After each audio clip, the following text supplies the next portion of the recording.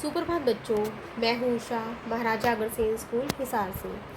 आज हम कक्षा 8वीं की पाठ्य पुस्तक भारत की खोज का पहला पाठ अहमदनगर का किला का सारांश पढ़ेंगे। अहमदनगर का किला पंडित जवाहरलाल नेहरू द्वारा रचित है। अहमदनगर के किले में बंदी जीवन बिताते हुए 13 अप्रैल 1944 को पंडित जवाहरलाल नेहरू द्वारा यह पत्र भारत की खोज नामक पुस्तक में लिखा गया है। यह उनकी 9वीं जेल यात्रा थी। वे यहाँ 20 महीनों से भी अधिक समय से बंदी थे।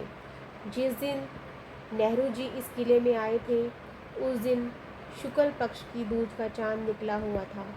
उन्हें ऐसा लग रहा था कि जब चांद गगन में दिखाई देता है तो उन्हें 1 महीना पूरे होने की सूचना देता है। यह आभास देता है कि चांद उनका जेल में स्थायी साथी रहा है। चांद पंडित जवाहरलाल नेहरू जी को सदा प्रेरणा देता रहा है कि हर अंधेरे के बाद रोशनी अवश्य ही होगी।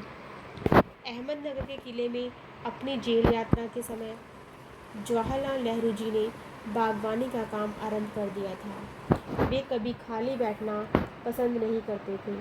वे प्रतिदिन कई घंटे तपती धूप में फूलों की क्यारियाँ बनाते रहते थे। यहाँ की धरती पत्थरों के टुकड़ों और पुराने मलबे से भरी हुई थी, किंतु उन्होंने परिश्रम पूर्वक उसकी खुदाई करके उसे उपजाऊ बना दिया। उनकी हार्दिक इच्छा थी कि इस स्थान की खुदाई की जाए, किंतु जेल के अधिकारी इस बात से सहमत नहीं थे। उनका मत था कि ऐतिहासिक घटनाओं की दृष्टि से अहमदनगर का विशेष महत्व नहीं है, किंतु यहाँ से जुड़ी एक घटना आज भी याद की जाती है।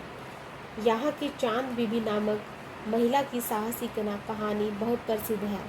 वह अपने किले की रक्षा हेतु अकबर की शाही सेना से तलवार उठाकर लड़ी थी, किंतु अंत में उसकी हत्या अपने ही किसी आदमी के हाथों हुई थी।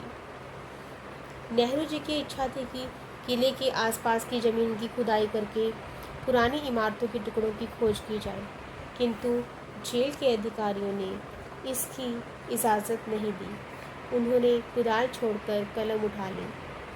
उन्होंने निश्चय किया कि जब तक देश स्वतंत्र नहीं हो जाता, तब तक वे अपनी लेखनी को रुकने नहीं देंगे। उन्होंने कहा था कि न तो वे ईश्वर का दूत बनकर भविष्य के विषय में लिख सकते हैं और न ही इतिहासकारों की भांति अतीत के बारे में लिखने में सक्षम हैं। वे तो केवल वर्तमान विचारों को अतीत के विचारों से जोड़कर उनके विषय में लिखना चाहते हैं।